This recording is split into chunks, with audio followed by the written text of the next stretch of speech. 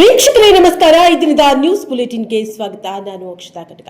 ಚಿತ್ರದುರ್ಗದಲ್ಲಿ ಮಾಜಿ ಸಚಿವ ಎಚ್ ಆಂಜನೇಯ ಪತ್ರಿಕಾಗೋಷ್ಠಿ.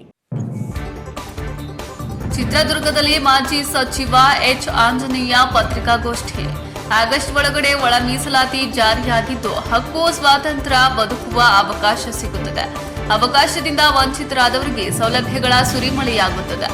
ಒಳ ಮೀಸಲಾತಿ ವಂಚಿತ ಮಾದಿಗ ಸಮುದಾಯ ಉದ್ಧಾರ ಆಗ್ತಾರೆ. ಹಾಗಾಗಿ ನಮ್ಮ ಸಮುದಾಯದವರು ಚಳುವಳಿ ಮಾಡೋದನ್ನ ಕೈಬಿಡಬೇಕು. ಸಮುದಾಯ ಮುಖಂಡರು ಡಿಸಿ ಆಫೀಸಿಗೆ ಬೀಗ ಹಾಕ್ತೀನಿ ಅಂತಾರೆ. ಇಷ್ಟು ದಿನ ಹೋರಾಟ ಮಾಡಿದ ನಾಯಕರು ಸ್ವಲ್ಪ ದಿನ ಕಾಯಬೇಕು. ಒಳ ಮೀಸಲಾತಿ ಕೊಡುವ ವಿಚಾರ ಎಲ್ಲ ಸರ್ಕಾರಗಳು ಸಹಕಾರವನ್ನ ನೀಡಿವೆ. ಈ ವಿಚಾರದಲ್ಲಿ ಕಾಂಗ್ರೆಸ್ ಬಿಜೆಪಿ ದಳ ಅಂತ ರಾಜಕೀಯ ಮಾಡಲ್ಲ. ಇದನ್ನ ಅನುಷ್ಠಾನಕ್ಕೆ ತರುವ ಸುವರ್ಣ ಅವಕಾಶ ಕಾಂಗ್ರೆಸ್ಗೆ ಸಿಕ್ಕಿದೆ. ಕಾಂಗ್ರೆಸ್ ಒಳ ಮೀಸಲಾತಿ ಮಾಡುತ್ತೆ ಅಂತ ಮಾದಿಗ ಸಮುದಾಯ ಕಾಂಗ್ರೆಸ್ಗೆ ಬೆಂಬಲಿಸಿದೆ. ಅದರ ಋಣ ತೀರಿಸುವ ಕೆಲಸ ಸಿದ್ದರಾಮಯ್ಯ ಸರ್ಕಾರ ಮಾಡುತ್ತೆ. ಈ ಕುರಿತು ನಮ್ಮ ಸಮುದಾಯದ ಶಾಸಕರು ಸಿಎಂಗೆ ಮನವಿ ಮಾಡಿದ್ದಾರೆ. ಚಿತ್ರದುರ್ಗದಲ್ಲಿ ಪತ್ರಿಕಾಗೋಷ್ಠಿಯಲ್ಲಿ ಮಾಜಿ ಸಚಿವ ಎಚ್ ಆಂಜನೇಯ ಹೇಳಿಕೆ ನೀಡಿದ್ದಾರೆ. ವರದಿ ಹರೀಶ್ ನಾಯಕನಹಟ್ಟಿ. ಗ್ಯಾರಂಟಿಯಾಗಿ ಸ್ವಾತಂತ್ರ್ಯ ಸಿಗುತ್ತೆ, ಹಕ್ಕು ಸಿಗುತ್ತೆ, ಮೀಸಲಾತಿ ಸಿಗುತ್ತೆ, ಬದುಕುವ ಭರವಸೆ ಸಿಗುತ್ತೆ. ನೀವು ಕೂಡ ಇಷ್ಟು ವರ್ಷಗಳ ಕಾಲ ಏನು ವಂಚಿತರಾಗಿದ್ರಿ, ಸೌಲಭ್ಯಗಳ ಸುರಿಮಳೆ ಆಗುತ್ತೆ. ನಿಮಗೆ ಉದ್ಯೋಗ ಇರ್ಬೋದು, ಮೆಡಿಕಲ್ ಸೀಟ್ ಇರ್ಬೋದು, engineering seat, BEd seat, diploma seat, ಯಾವುದೇ ನಿವೇಶನ ಬೇಕಾದ ನಿವೇಶನ, KDB ನಿವೇಶನ, ಆರ್ಥಿಕ ಮೀಸಲಾತಿ ಇವೆಲ್ಲವೂ ಕೂಡ ಆಗ್ತವೆ. ಆಗ ಯಾರು ಒಳ ಮೀಸಲಾತಿಯಿಂದ ವಂಚಿತವಾಗಿದ್ದಂಥ ಮಾದಿಗ ಸಮುದಾಯ ಸಂಪೂರ್ಣವಾಗಿ ಆರ್ಥಿಕವಾಗಿ, ಸಾಮಾಜಿಕವಾಗಿ, ಶೈಕ್ಷಣಿಕವಾಗಿ ಅವರು ಉದ್ಧಾರ ಆಗ್ತಾರೆ.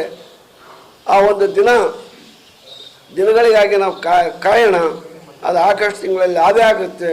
ಅದರಿಂದ ಯಾರು ಕೂಡ ನಮ್ಮ ಸಮುದಾಯದ ಮುಖಂಡರುಗಳು ಚಳವಳಿನ ಇವೆಲ್ಲ ಮಾಡೋದು ಬಂದ್ ಮಾಡೋದು, ಆಮೇಲೆ ಜಿಲ್ಲಾಧಿಕಾರಿಗಳಿಗೆ ಹೋಗಿ ಆಫೀಸ್ಗೆ ಬೀಗ ಹಾಕ್ತೀವಿ ಅಂತ ಹೇಳೋದು, ಇವನು ಯಾವನ್ನೂ ಮಾಡಬಾರ್ದು. ಒಂದು ತಿಂಗಳು ಕಾಯಿರಿ ಅಷ್ಟೇ, ಮಾಡೇ ಮಾಡ್ತೀವಿ. ಮತ್ತೆ ನಿಮಗೆ ಅವಕಾಶನೇ ಕೊಡಲ್ಲ. ಹೋರಾಟಕ್ಕೆ ಅವಕಾಶನೇ ಕೊಡಲ್ಲ. ನಾವು ಇರ್ತಕ್ಕಂಥ ಹೃದಯ ಇರ್ತಕ್ಕಂಥದ್ದೇ ಕಾಂಗ್ರೆಸ್ನಲ್ಲಿ. ಈ ಕಾರಣದಿಂದ ನಾವು ಮಾಡ್ತೀವಿ. ಆಮೇಲೆ ಒಳ ಮೀಸಲಾತಿ ಕೊಡಬೇಕು ಅನ್ನೋ ವಿಷಯ ಬಂದಾಗ ಎಲ್ಲ ಸರ್ಕಾರಗಳು, ಎಲ್ಲ ಪಕ್ಷಗಳು ಕೂಡ ನಮ್ಮ ಒಂದು ನೋವಿಗೆ ಸ್ಪಂದಿಸಿದ್ದಾವೆ. ನಾನು ಇದರಲ್ಲಿ ರಾಜಕೀಯ ಮಾಡೋಕ್ಕೆ ಹೋಗಲ್ಲ. ಕಾಂಗ್ರೆಸ್ಸು, BJP ದಳ ಅಂತಂದೇಳಿ ಎಲ್ಲರೂ ಕೂಡ ನಮಗೆ ಸಹಕಾರ ಮಾಡಿದ್ದಾರೆ, ಹೋರಾಟಕ್ಕೆ ಸಹಕಾರ ಮಾಡಿದರು.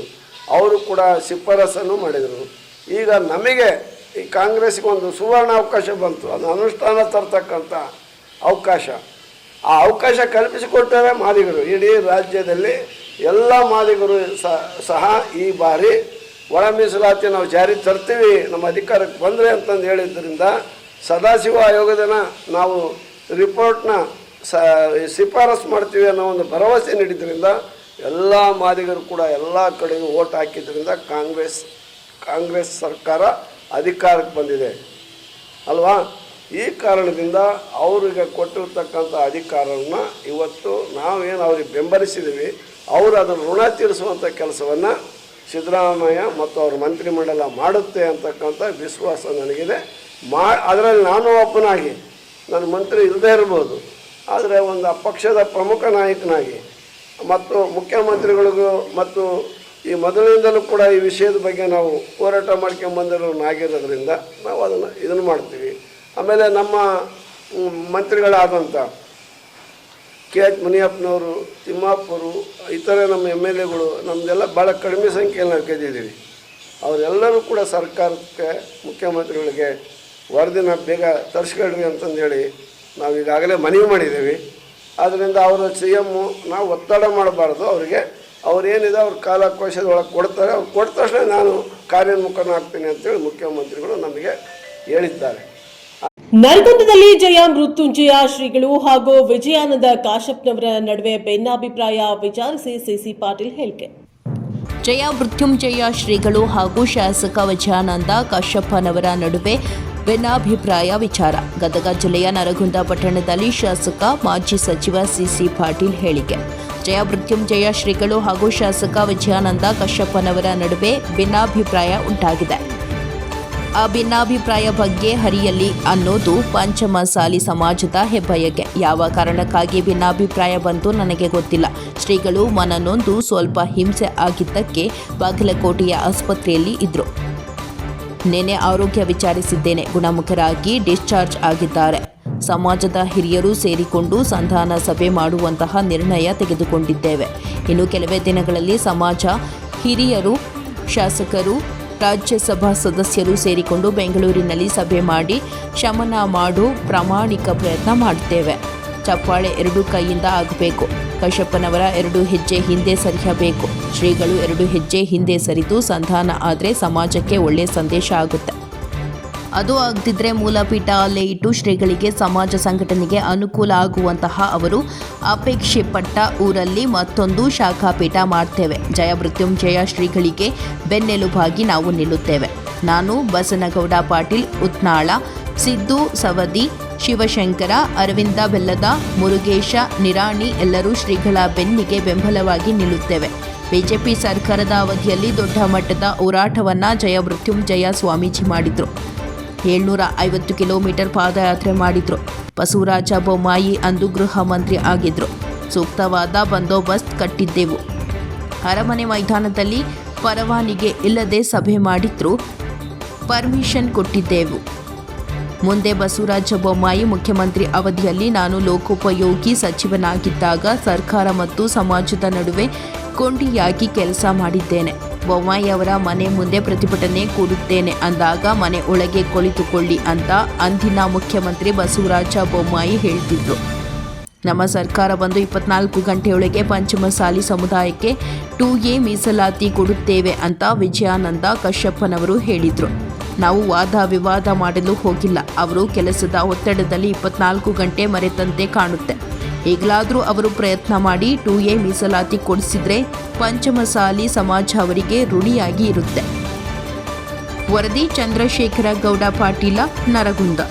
ಶ್ರೀಗಳು ಮತ್ತು ಶಾಸಕ ಮಿತ್ರ ಕಾಶಪ್ಪನವರ ನಡುವೆ ಏನು ಭಿನ್ನಾಭಿಪ್ರಾಯ ಉಂಟಾಗಿದೆ. ಆ ಭಿನ್ನಾಭಿಪ್ರಾಯ ಬಗೆಹರಿಲಿ ಅನ್ನೋದು ಈ ನಾಡಿನ ಪಂಚಮಸಾಲಿ ಸಮಾಜದ ಒಂದು ಹೆಬ್ಬಯಕೆ ಆಗಿದೆ. ಯಾವ ಕಾರಣಕ್ಕಾಗಿ ಭಿನ್ನಾಭಿಪ್ರಾಯ ಬಂತು ನನಗಂತೂ ಗೊತ್ತಿಲ್ಲ. ಶ್ರೀಗಳು ಮನನೊಂದು ಸ್ವಲ್ಪ ಹಿಂಸೆ ಆಗಿದ್ದಕ್ಕೆ ಬಾಗಲಕೋಟೆ ಆಸ್ಪತ್ರೆಯಲ್ಲಿದ್ದರು. ನಾನು ನಿನ್ನೆ ಹೋಗಿ ಆರೋಗ್ಯ ವಿಚಾರಿಸ್ಕೊಂಡು ಬಂದೇನೆ. ಗುಣಮುಖರಾಗಿ ನಿನ್ನೆ ಡಿಸ್ಚಾರ್ಜ್ ಆಗಿ ಹೋಗಿದ್ದಾರೆ. ಸಮಾಜದ ಹಿರಿಯರು ಸೇರಿಕೊಂಡು ಒಂದು ಸಂಧಾನ ಸಭೆಯನ್ನು ಮಾಡುವಂಥ ನಿರ್ಣಯವನ್ನು ನಿನ್ನೆ ತೆಗೆದುಕೊಂಡೇವೆ. ಇನ್ನು ಕೆಲವೇ ದಿವಸಗಳಲ್ಲಿ ಸಮಾಜದ ಹಿರಿಯರು, ಸಮಾಜದ ಶಾಸಕರು, ಆಮೇಲೆ ರಾಜ್ಯಸಭಾ ಸದಸ್ಯರು ಸೇರಿಕೊಂಡು ಬೆಂಗಳೂರಲ್ಲಿ ಒಂದು ಸಭೆಯನ್ನು ಮಾಡಿ ಆ ಒಂದು ಶಮನವನ್ನು ಬಗೆಹರಿಸುವಂಥ ನಿಟ್ಟಿನಲ್ಲಿ ಪ್ರಾಮಾಣಿಕ ಪ್ರಯತ್ನವನ್ನು ಮಾಡ್ತೇನೆ ಅನ್ನುವಂಥ ಮಾತನ್ನು ಹೇಳಿ ಚಪ್ಪಾಳೆ 2 ಕೈಲೇ ಆಗಬೇಕು. ಕಾಶಪ್ಪನವರು 1-2 ಹೆಜ್ಜೆ ಹಿಂದಕ್ಕೆ ಸೇರಬೇಕು. ಶ್ರೀಗಳು 1-2 ಹೆಜ್ಜೆ ಹಿಂದಕ್ಕೆ ಸರಿದ ಸಂಧಾನ ಆದ್ರೆ ಸಮಾಜಕ್ಕೆ ಒಂದು ಒಳ್ಳೆಯ ಸಂದೇಶ ಹೋಗೈತಿ. ಅದು ಆಗಲಿಲ್ಲ ಅಂದ್ರೆ ಮೂಲ ಪೀಠವನ್ನು ಅಲ್ಲೇ ಇಟ್ಟು ಶ್ರೀಗಳಿಗೆ ಅನುಕೂಲವಾಗುವಂಥ, ಅವರ ಸಮಾಜ ಸಂಘಟನೆಗೆ ಅನುಕೂಲವಾಗುವಂಥ, ಅವರು ಅಪೇಕ್ಷೆಪಟ್ಟ ಗ್ರಾಮಗಳಲ್ಲಿ, ಅಪೇಕ್ಷೆಪಟ್ಟ ನಗರದಲ್ಲಿ, ಅಪೇಕ್ಷೆಪಟ್ಟ ಗ್ರಾಮದಲ್ಲಿ ಮತ್ತೊಂದು ಶಾಖಾಪೀಠವನ್ನು ಮಾಡಿ ಶ್ರೀಗಳಿಗೆ ಬೆನ್ನೆಲುಬಾಗಿ ನಾವು ನಿಲ್ತೇವೆ. ಯಾವುದೇ ಕಾಲಕ್ಕೂ ನಾನಾಯ್ತು ಬಸನಗೌಡ ಪಾಟೀಲ್ ಯತ್ನಾಳ್ ಇರ್ಬೋದು, ಸಿದ್ದು ಸವದಿ ಇರ್ಬೋದು, ಶಿವಶಂಕರ್ ಇರ್ಬೋದು, ಅರವಿಂದ್ ಬೆಲ್ಲದ್ ಇರ್ಬೋದು, ಮುರುಗೇಶ್ ನಿರಾಣಿ ಸಾಹೇಬ್ರು ಇರ್ಬೋದು, ಎಲ್ಲರ ಶ್ರೀಗಳ ಬೆನ್ನಿಗೆ ನಾವು ಬೆಂಗಾವಲಾಗಿ ನಿಂದಿರ್ತೇವೆ. ನೋಡ್ರಿ, ಅತ್ಯಂತ ದೊಡ್ಡ ಹೋರಾಟವನ್ನು ಭಾರತೀಯ ಜನತಾ ಪಕ್ಷದ ಸರ್ಕಾರ ಇದ್ದಾಗ ಮಾಡಿದ್ರು ಜಯ ಮೃತ್ಯುಂಜಯ ಸ್ವಾಮೀಜಿಯವರು. ಸುಮಾರು 750 ಕಿಲೋಮೀಟರ್ ಪಾದಯಾತ್ರೆ.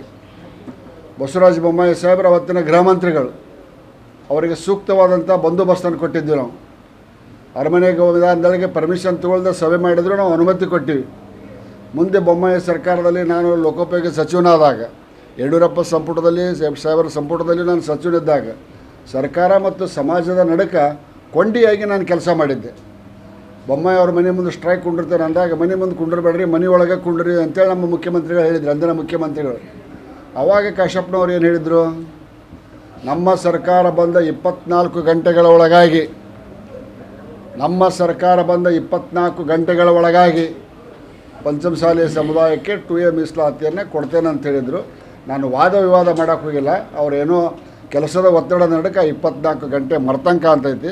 ಈಗಲಾದರೂ ಅವರು ಪ್ರಯತ್ನ ಮಾಡಿ 2A ಮೀಸಲಾತಿಯನ್ನು ಕೊಡಿಸಿದ್ರೆ ಸಮಾಜ ಅವರಿಗೆ ಋಣಿಯಾಗಿ ಇರ್ತೈತಿ.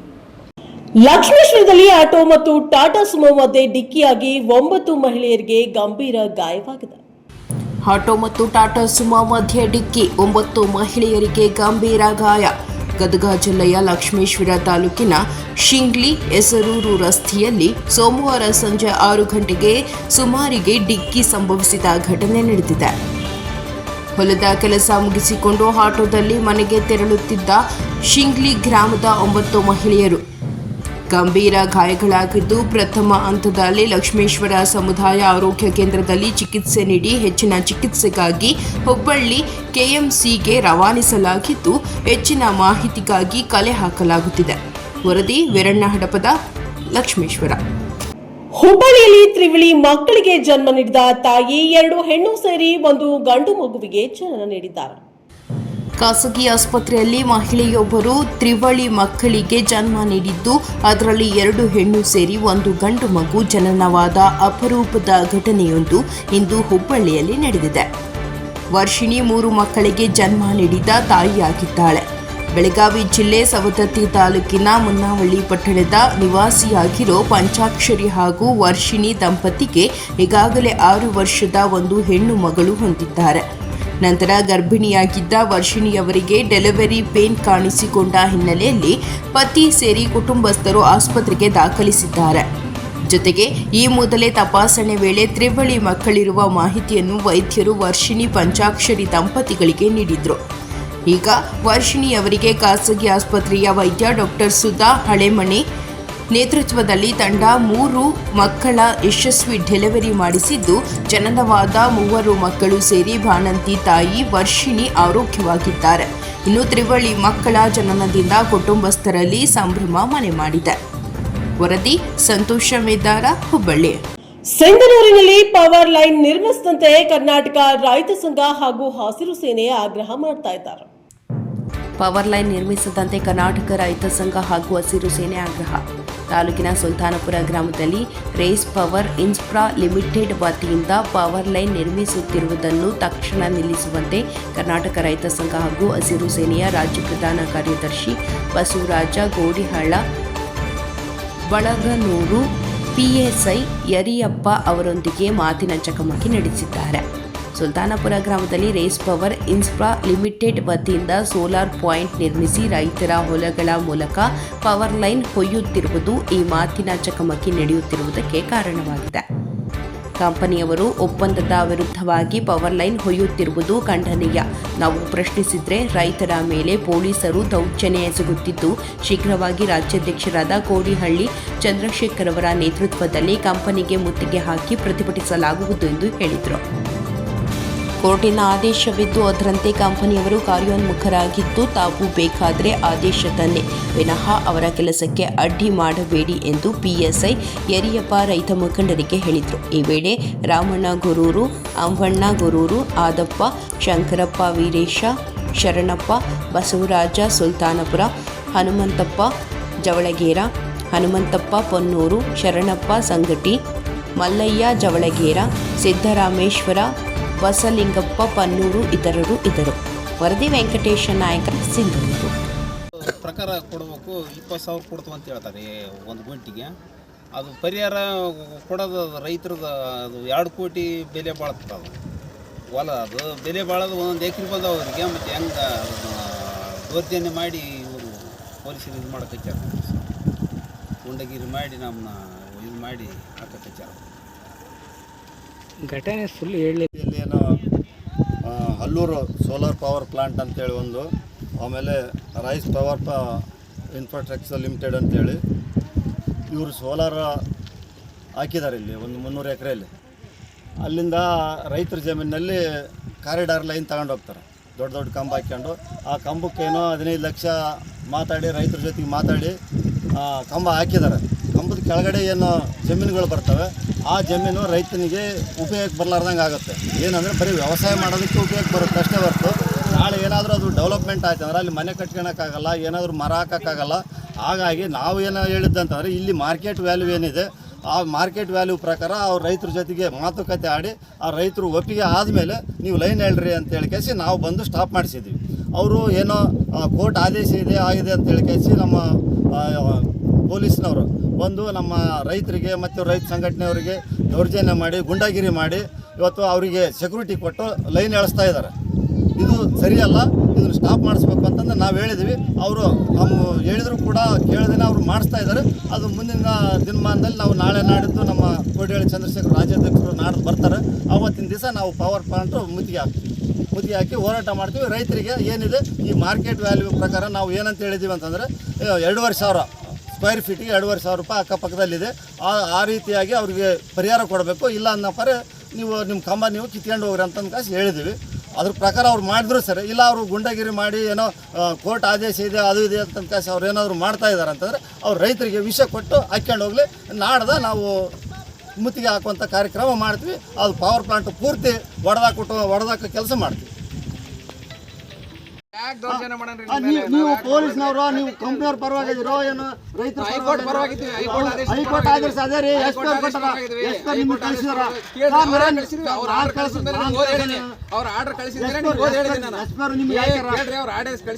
ಆರ್ಡರ್ ಹಾಕಿದ್ದು ಕೊಡ್ರಿ. ನನಗೆ ಆರ್ಡರ್ ಹಾಕಿದ್ದು ನೀವು ಕಂಪ್ನಿಯವ್ರ ಪರವಾಗಿ ಮಾತಾಡ್ತೀರಿ ಅಂದ್ರೆ ಏನರ್ಥ? ಈಗ 4 ದಿವಸ ನಿಲ್ಲಿಸ್ತೀವಪ್ಪ ಅಂದ್ರೆ ನಿಲ್ಲಿಸ್ತೀರಿ, ಮತ್ತೆ ಸ್ಟಾಪ್ ನೀವು ಕೊಡ್ರಿ. ನೀವು ಕೊಡ್ರಿ, ನನಗೆ ಆದೇಶ ಕೊಡ್ರಿ. ನೀವು ಇರೋದು ಹೌದ್ರಿ, ನಿಮ್ಮ ಪೊಲೀಸ್ ಕೆಲಸ ಏನೈತೆ ಅದನ್ನ ಮಾಡ್ಬೇಕು. ನೀವು ಆದಾಯ ತಂದೀವಿ ಅಂತ ಹೇಳ್ತಾರೆ,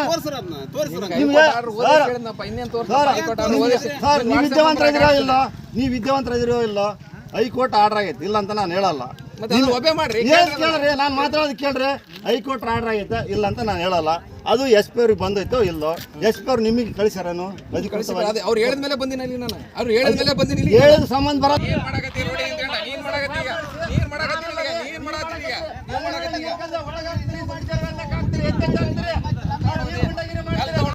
ವಿಜಯನಗರದಲ್ಲಿ ವಿಟಿಎಸ್ ತಂಬಾಕು ಕಂಪನಿ ರೈತರು ಬೆಳೆದಂತಹ ತಂಬಾಕನ್ನ ಸರಿಯಾಗಿ ಖರೀದಿ ಮಾಡದಿದ್ರೆ ಉಗ್ರ ಹೋರಾಟ ಮಾಡೋದಾಗಿ ರಾಜ್ಯ ಉಪಾಧ್ಯಕ್ಷ ಎನ್ ಭರಮಣ್ಣ ಹೇಳಿಕೆ ನೀಡಿದ್ದಾರೆ. ವಿಜಯನಗರ ಜಿಲ್ಲೆ ಹರಪನಹಳ್ಳಿ ತಾಲೂಕಿನ ಹಗರಿ ಗಜಾಪುರ ಗ್ರಾಮದ ಕೃಷಿ ಪತ್ತಿನ ಸಹಕಾರ ಸಂಘದ ಗೋಡಂ ಹಿಂಭಾಗ ವಿಟಿಎಸ್ ಎಂಬ ತಂಬಾಕು ಖರೀದಿಯ ಕಂಪನಿಯ ಮುಂಭಾಗದಲ್ಲಿ ಕರ್ನಾಟಕ ರಾಜ್ಯ ರೈತ ಸಂಘ ಹಾಗೂ ಹಸಿರು ಸೇನೆ ಸಂಘಟನೆಯ ರಾಜ್ಯ ಉಪಾಧ್ಯಕ್ಷ ಎನ್ ಭರಮಣ್ಣ ಮಾತನಾಡಿ, ವಿಟಿಎಸ್ ತಂಬಾಕು ಕಂಪನಿ ರೈತರಿಗೆ ಅನ್ಯಾಯ ಮಾಡ್ತಿದೆ. ತಂಬಾಕನ್ನ ರೈತರಿಗೆ ಮೇ ತಿಂಗಳಲ್ಲಿ ಬೇಲು ಮಾಡಲು ಹೇಳಿ, ಆದರೆ ಜುಲೈ ತಿಂಗಳಲ್ಲಿ ಖರೀದಿ ಮಾಡಲು ಮುಂದಾಗಿದ್ದಾರೆ. ಅದಲ್ಲದೆ ಕೆಲ ದಿನಗಳ ನಂತರ ಬೇಲು ಮಾಡಿದ ತಂಬಾಕು ಕಪ್ಪಾಗಿರುತ್ತದೆ. ಹೀಗಾಗಿ ರೈತರಿಗೆ ಈ ಮಾಲನ್ನ ತೆಗೆದುಕೊಳ್ಳದೆ ವಾಪಸ್ ಕಳುಹಿಸುತ್ತಿದ್ದಾರೆ ಎಂದು ಇಲ್ಲಿನ ಅಧಿಕಾರಿಗಳಿಗೆ ಸುದ್ದಿಗಾರರೊಂದಿಗೆ ಮಾತನಾಡುವುದರ ಮೂಲಕ ಎಚ್ಚರಿಕೆಯನ್ನ ನೀಡಿದ್ರು.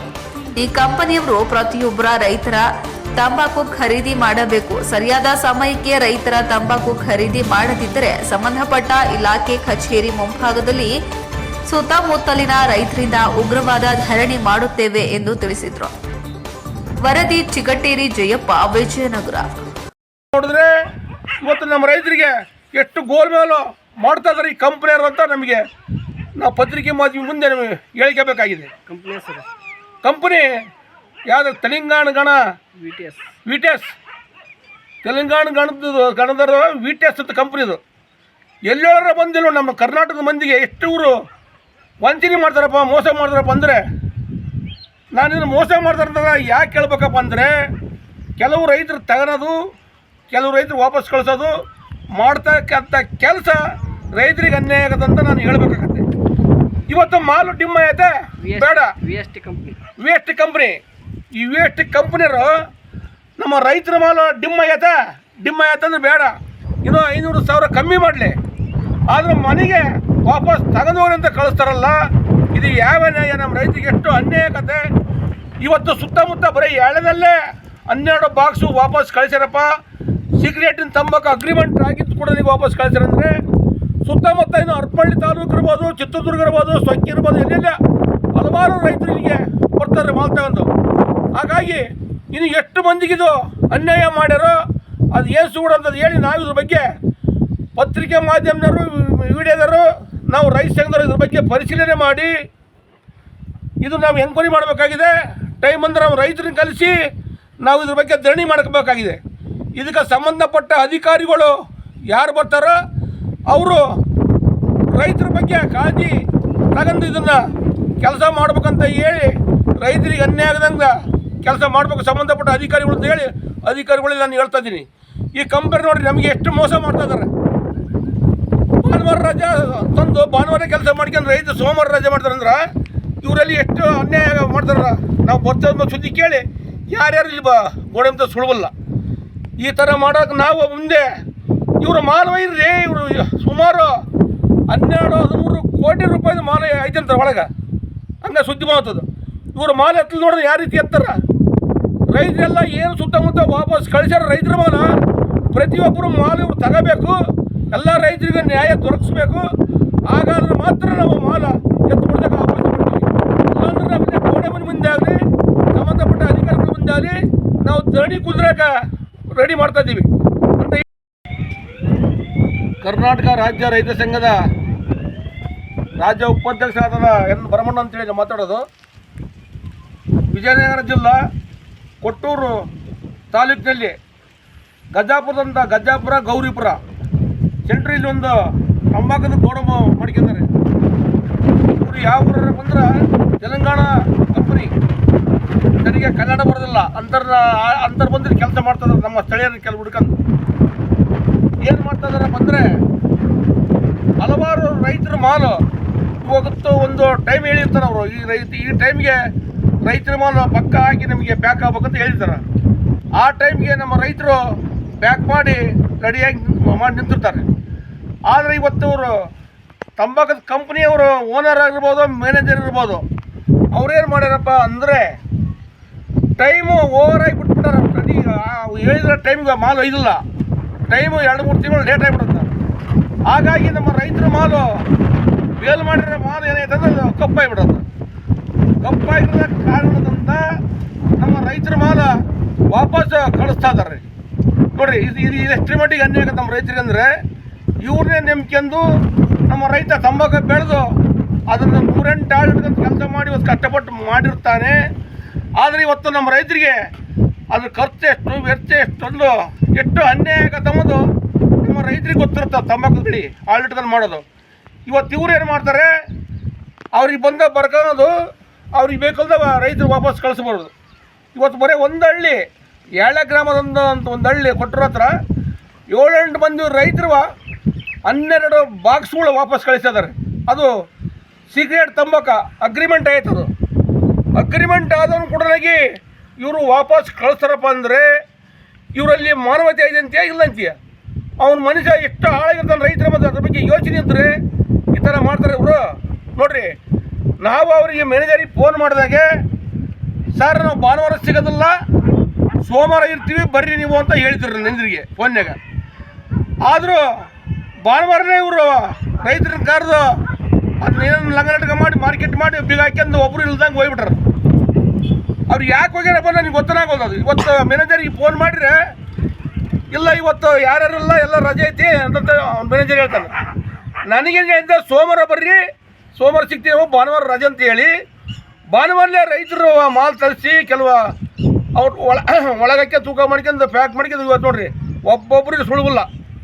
ಗೋಡಮ್ ತೆಗೀರಿ, ಆ ಮಾಲ್ ನೋಡೋಣ ಏನೇನಾಯ್ತು ಅಂತಂದ್ರೆ ಇಲ್ಲ ಇವತ್ತು ಬರೋಕ್ಕಾಗಲ್ಲ, ಆಗ ಬರ್ತೀವಿ ಈಗ ಬರ್ತೀವಿ ಬೆಂಗಳೂರಲ್ಲಿ ಯಾವುದೋ ಒಂದು ಆರ್ಕಿ ಉತ್ತರ ಹೇಳ್ತದ್ರೆ. ನಂಜನಗೂಡಿನಲ್ಲಿ ಗದ್ದೆಯಂತಾದ ಗ್ರಾಮದ ರಸ್ತೆ ಬಕೆಟ್ನಲ್ಲಿ ಚರಂಡಿ ನೀರು ಎತ್ತಿ ಹಾಕುವ ನಿವಾಸಿಗಳು. ಗದ್ದೆಯಂತಾದ ಗ್ರಾಮದ ರಸ್ತೆ ಬಕೆಟ್ನಲ್ಲಿ ಚರಂಡಿ ನೀರೆತ್ತಿ ಹಾಕುವ ನಿವಾಸಿಗಳು. ನಾಳೆ ಹೋಟ್ ಹಾಕಿ ಅಂತ ಬರ್ಲಿ ಮಾಡ್ತೀವಿ. ಮಹದೇವ ನಗರ ಜನರ ದುಸ್ಥಿತಿ. ಸಿಒ ಸಾಹೇಬ್ರೆ, ಜಡ್ಡು ಕಟ್ಟಿದ ಪಿಡಿಒ ಕಾರ್ಯವೈಖರಿಗೆ ಸರ್ಜರಿ ಯಾವಾಗ? ಮಳೆ ಬಂದ್ರೆ ಕೆಸರು ಗದ್ದೆಯಂತಾಗುವ ರಸ್ತೆ, ಬಕೆಟ್ನಲ್ಲಿ ಚರಂಡಿ ನೀರು ಎತ್ತಿ ಹಾಕುವ ಸ್ಥಿತಿ. ವಿದ್ಯುತ್ ಇಲ್ಲ, ಕಾಡು ಪ್ರಾಣಿಗಳ ಕಾಟ, ಕುರಿ ದೊಡ್ಡಿಗಳಿಗಿಂತ ಹೀನಾಯ ಮನೆಗಳಲ್ಲಿ ವಾಸ. ಇದು ನಂಜನಗೂಡು ತಾಲೂಕು ಕೆಡಿಯಾಲ ಗ್ರಾಮ ಪಂಚಾಯಿತಿ ವ್ಯಾಪ್ತಿಯ ಮಹದೇವ ನಗರ ಗ್ರಾಮದ ದುಸ್ಥಿತಿ. ಮುಖ್ಯಮಂತ್ರಿ ಸಿದ್ದರಾಮಯ್ಯರವರ ತವರು ಜಿಲ್ಲೆ ಮೈಸೂರಿನ ನಂಜನಗೂಡು ತಾಲೂಕಿನ ಮಹದೇವನಗರ ಗ್ರಾಮ. 1993ರಲ್ಲಿ ಎಸ್ಎಂ ಕೃಷ್ಣ ಸಿಎಂ ಆಗಿದ್ದ ವೇಳೆ ಉದಯಿಸಿತು. ದಿವಂಗತ ರಾಜಕಾರಣಿ ಎಂ ಮಹದೇವ್ ಹೆಸರಿನ ಗ್ರಾಮ ಅಸ್ತಿತ್ವಕ್ಕೆ ಬಂತು. 3 ದಶಕಗಳು ಉರುಳಿದ್ರೂ ಈ ಗ್ರಾಮ ಮೂಲಭೂತ ಸೌಕರ್ಯಗಳಿಂದ ವಂಚಿತವಾಗಿದೆ. 80ಕ್ಕೂ ಹೆಚ್ಚು ಕುಟುಂಬಗಳು ಇಲ್ಲಿ ನೆಲೆಸಿವೆ. ಕತ್ತಲು ಆವರಿಸಿದ್ರೆ ಸಾಕು, ಕಾಡು ಪ್ರಾಣಿಗಳು ಹಾಜರಾಗಿ ಸಾಕು ಪ್ರಾಣಿಗಳನ್ನು ಹೊತ್ತೊಯ್ಯುತ್ತವೆ. 30 ವರ್ಷದ ಮನೆಗಳು ಬೀಳುವ ಸ್ಥಿತಿಯಲ್ಲಿವೆ. ಮನೆಗಳ ಸುತ್ತ ಕಾಡಿನಂತೆ ಪೊದೆ ಬೆಳೆದು ಕಾಡು ಹಂದಿಗಳ ತಾಣವಾಗಿದೆ. ಮಳೆ ಬಂದರಂತೂ ಮಕ್ಕಳನ್ನು ಶಾಲೆಗೆ ಕಳುಹಿಸಲು ಹಿಂಜರಿಕೆಯಾಗುತ್ತದೆ. ಕಾರಣ ರಸ್ತೆಗಳಲ್ಲೆಲ್ಲ ಗದ್ದೆಯಂತೆ ಪರಿವರ್ತನೆ ಆಗುತ್ತದೆ. ಶಾಲೆಗೆ ಹೋಗುವ ಮಕ್ಕಳು ಹಾಗೂ ವಯಸ್ಸಾದವರು ಜೀವ ಕೈಯಲ್ಲಿ ಹಿಡಿದು ಈ ರಸ್ತೆಯಲ್ಲಿ ಓಡಾಡುತ್ತಾರೆ. ಇನ್ನು ಚರಂಡಿ ವ್ಯವಸ್ಥೆಯಂತೂ ಅಧಿಕಾರಿಗಳ ಬಣ್ಣ ಬಯಲು ಮಾಡುತ್ತಿದೆ. ಮನೆ ಮುಂದೆ ಇರುವ ಚರಂಡಿಯಿಂದ ಕೊಳಚೆ ನೀರು ಸರಾಗವಾಗಿ ಹರಿದು ಹೋಗಲು ಸಾಧ್ಯವಾಗದೆ ಗಬ್ಬೆದ್ದು ನಾರುತ್ತಿದೆ. ರೋಗಗಳನ್ನು ಹರಡುವ ಭೀತಿ ತರುತ್ತಿದೆ. ಗ್ರಾಮವನ್ನೇ ಬಿಟ್ಟು ಹೋಗ್ತೀವಿ, ಅಧಿಕಾರಿಗಳೇ ಈ ಮನೆಯಲ್ಲಿ ಇರಲಿ ಅಂತ ಚೀಮಾರಿ ಹಾಕಿದ್ದಾರೆ. ನಾಳೆ ಹೋಟ್ ಕೇಳೋಕೆ ಬರಲಿ, ಮಾಡ್ತೀವಿ ಅಂತ ಆಕ್ರೋಶ ವ್ಯಕ್ತಪಡಿಸಿದ್ದಾರೆ. ಸ್ಥಳೀಯರ ಸಮಸ್ಯೆಗಳು ಬೆಟ್ಟದಷ್ಟಿವೆ. ಯಾವುದೇ ಜನಪ್ರತಿನಿಧಿಯಾಗಲಿ ಅಧಿಕಾರಿಯಾಗಲಿ ಇತ್ತ ಸುಳಿದಿಲ್ಲ. ಇಲ್ಲಿನ ನಿವಾಸಿಗಳು ತಾಳ್ಮೆ ಕಳೆದುಕೊಳ್ಳುವ ಮುನ್ನ ಅಧಿಕಾರಿಗಳು ಎಚ್ಚೆತ್ತುಕೊಂಡು ಮೂಲಭೂತ ಸೌಕರ್ಯ ಒದಗಿಸಲು ಮುಂದಾಗುತ್ತಾರಾ ಕಾದು ನೋಡಬೇಕಿದೆ.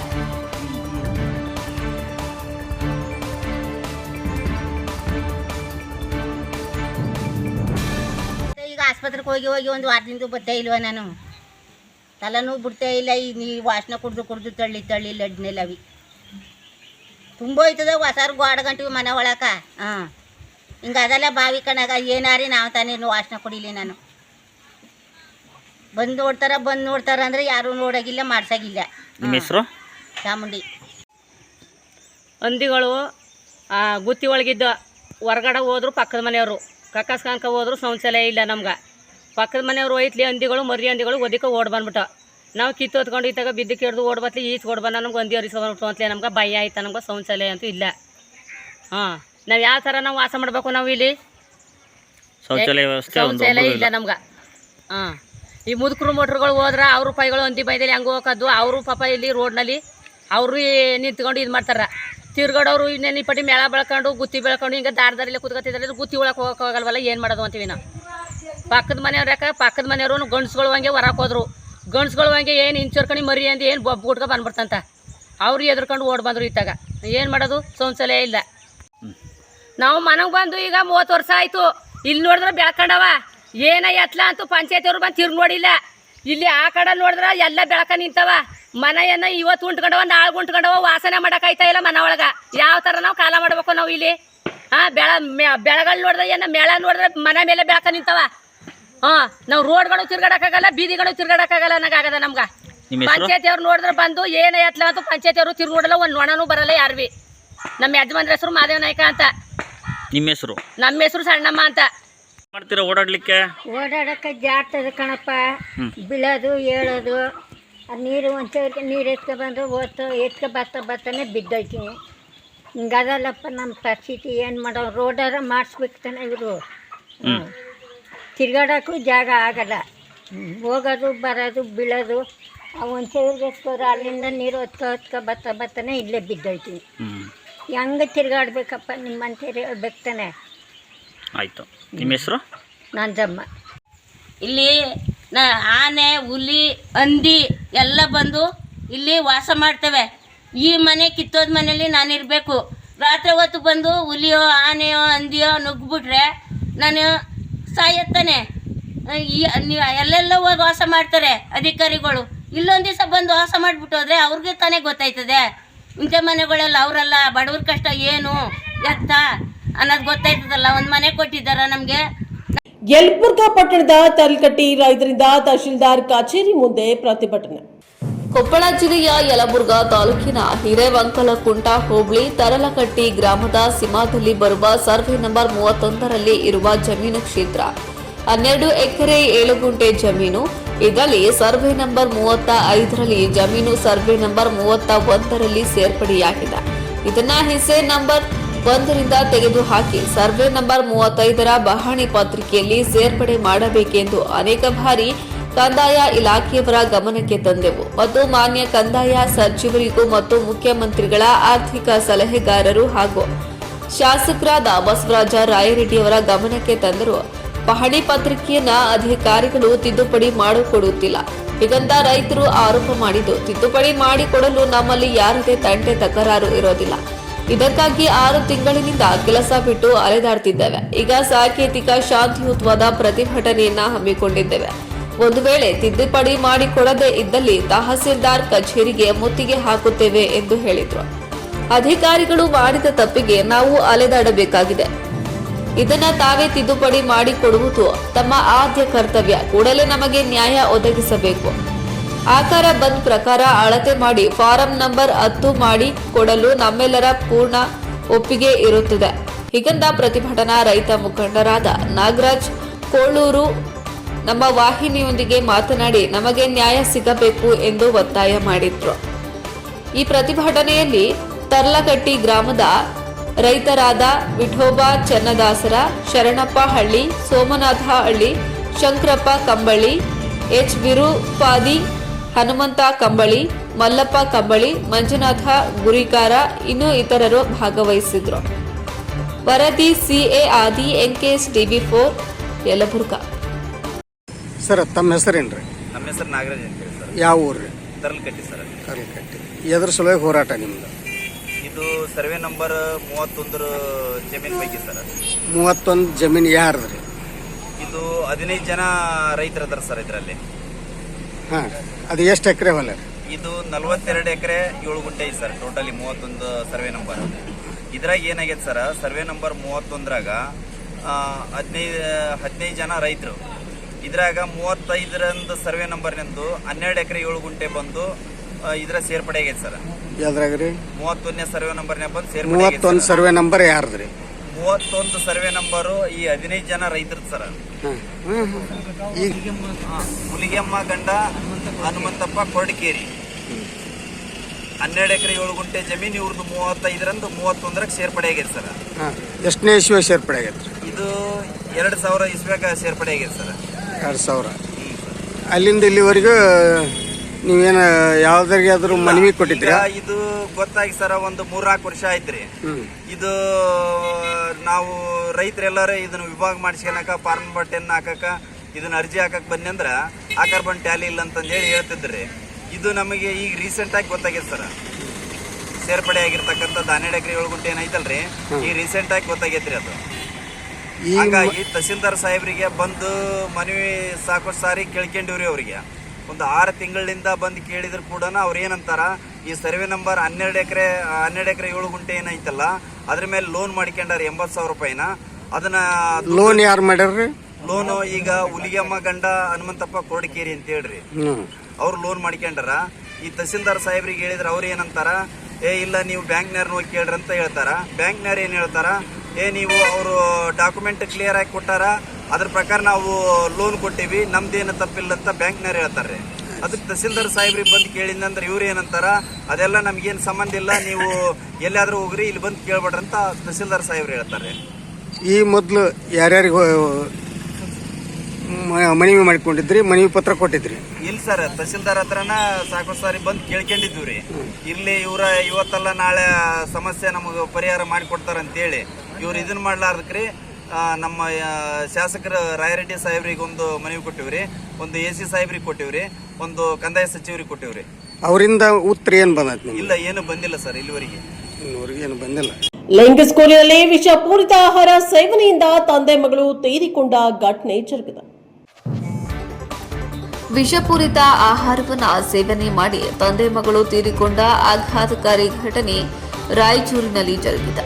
ಸಿರವಾರ ತಾಲೂಕಿನ ಕೇತಿಮಾಪುರ ಗ್ರಾಮದ ರಮೇಶ ತಂದೆ ಹನುಮಂತಪ್ಪ, ಮಗಳು ನಾಗಮ್ಮ, ತಂದೆ ರಮೇಶ ಮೃತರಾದ ದುರ್ದೈವಿಗಳಾಗಿದ್ದಾರೆ. ಕುಟುಂಬ ಸಮೇತರಾಗಿ ರಾತ್ರಿ ಮನೆಯಲ್ಲಿ ರೊಟ್ಟಿ, ಚವಳೆಕಾಯಿ ಪಲ್ಯ, ಸಾಂಬಾರ್ ಊಟ ಮಾಡಿ ಮಲಗಿದ್ರು.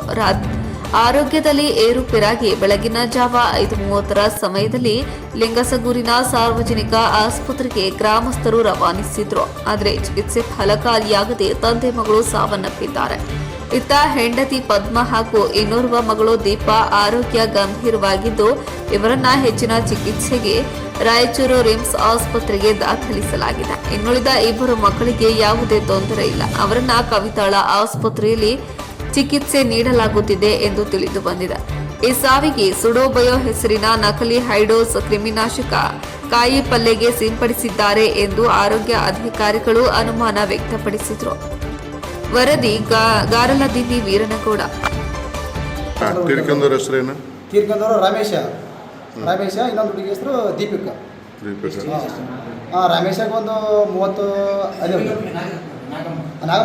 ನಾಗಮ್ಮ ಆಗಿರ್ಬೇಕು. ಇನ್ನೊಂದು ಹುಡುಗಿ ಐತ್ರಿ, ಒಂದು ನಾಗಮ್ಮ